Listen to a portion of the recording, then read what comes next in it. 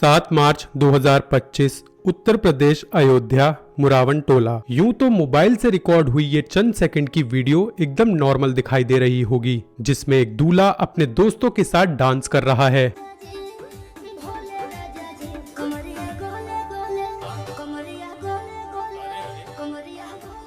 लेकिन ये वीडियो इस बात का जीता जागता सबूत है कि कई बार जैसी चीजें हमारी आंखों के सामने दिखाई देती हैं, असल में उससे कई ज्यादा अलग होती हैं। शेरवानी पहने इस दूल्हे का नाम प्रदीप कोरी है, जिसकी शादी इस शिवानी पासवान नाम की लड़की के साथ होने जा रही है। प्रदीप के चेहरे की स्माइल देखकर आप इस बात का बिल्कुल भी अंदाजा नहीं लगा सकते कि कुछ घंटों बाद ये क्या करने वाला है। शादी की सभी रस्में निभाते हुए दोनों पति पत्नी हवन कुंड में जल रही आग को साक्षी मानते हुए ये कसम खाते हैं कि वो दोनों 7 जन्मों तक एक दूसरे का साथ निभाएंगे। फिर अगले दिन 8 मार्च सुबह के तकरीबन 11 बजे शिवानी अपने माता पिता के गले लग उनको अलविदा कहकर अपने ससुराल के लिए अपने मायके से निकल पड़ती है, जहां पर उसका बड़े प्यार से स्वागत किया जाता है। परिवार की सभी महिलाएं नई दुल्हन के आने की खुशी में गीत गाना शुरू कर देती हैं।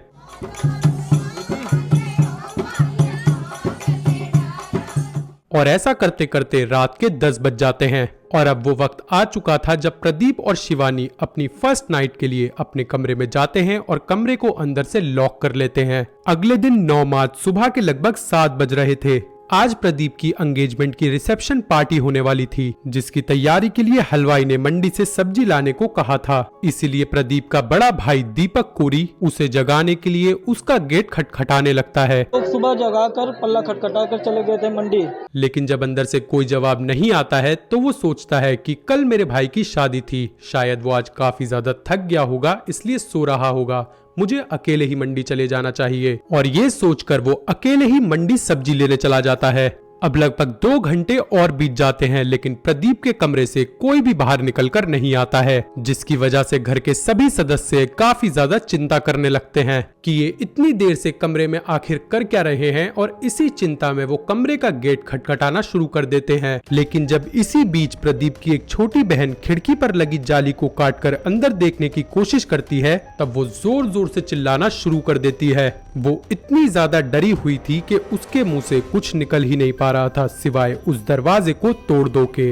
जिसके बाद सभी लोग मिलकर दरवाजे को तोड़ देते हैं और रूम के अंदर का मंजर देखने के बाद सभी की चीखें निकल जाती हैं और चंद मिनटों में ये खुशी के पल एक मातम में बदल जाते हैं।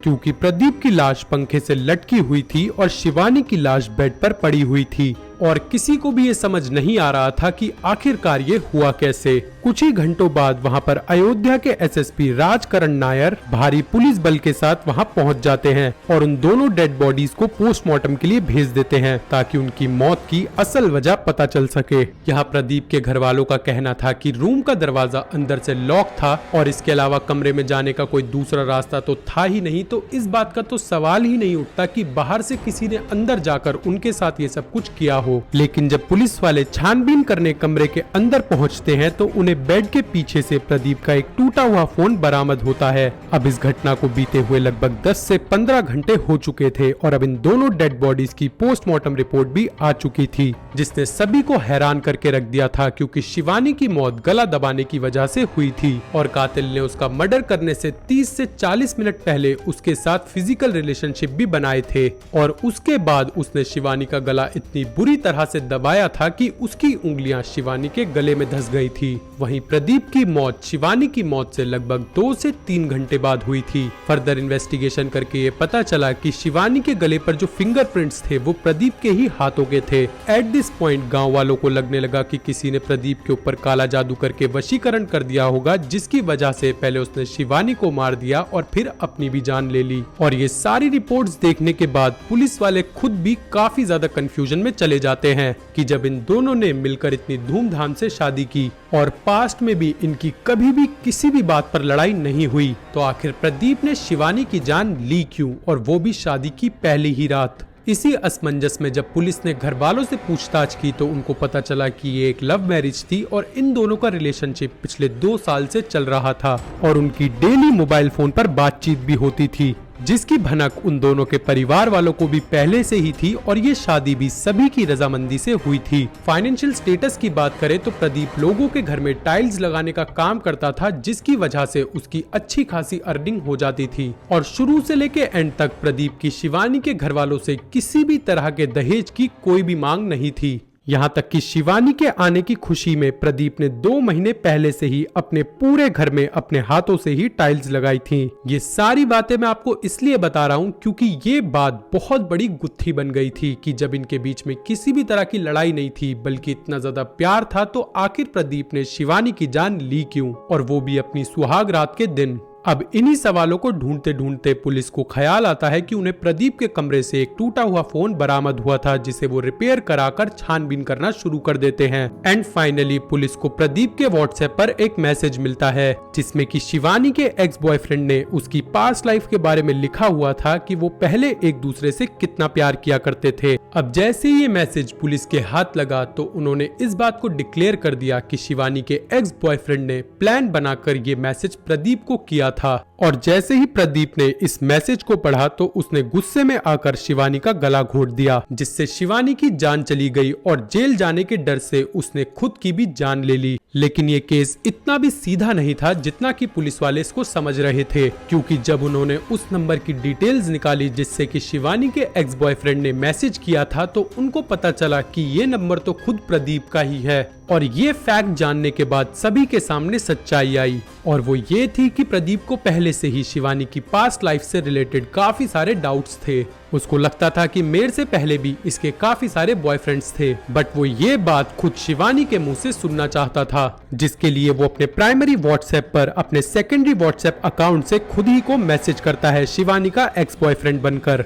और उसके बाद वो अपनी फर्स्ट नाइट तकरीबन रात के 10:30 बजे शिवानी के साथ फिजिकल रिलेशनशिप बनाता है, और उसके बाद वो उस मैसेज को शिवानी को दिखाकर उसके साथ सवाल जवाब करने लगता है, जिसे देखकर शिवानी को ऐसा लगता है कि शायद जलन की वजह से उसके किसी एक्स बॉयफ्रेंड ने प्रदीप को मैसेज कर दिया है, और इससे डरकर वो प्रदीप को अपनी पास्ट लाइफ के बारे में सब कुछ सच बताने लगती है। और इसी वजह से प्रदीप शिवानी का गला इतनी बुरी तरह से दबाने लगता है जिससे शिवानी की दम घुटने की वजह से मौत हो जाती है।